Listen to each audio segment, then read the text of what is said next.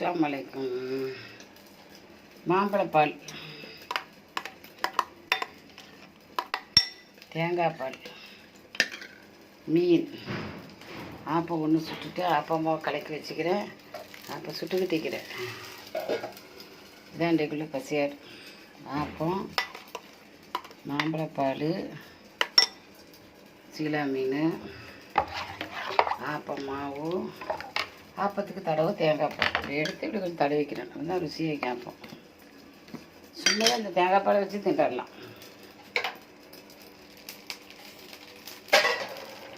தீயை கூட்டி வச்சுட்டேன்.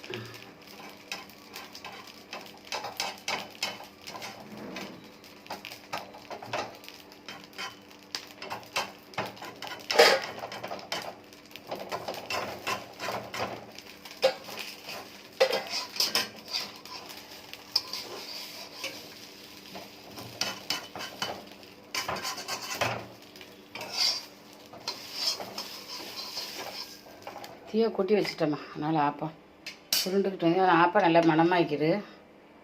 தேங்காய் பால் தடவிக்கிறேன்.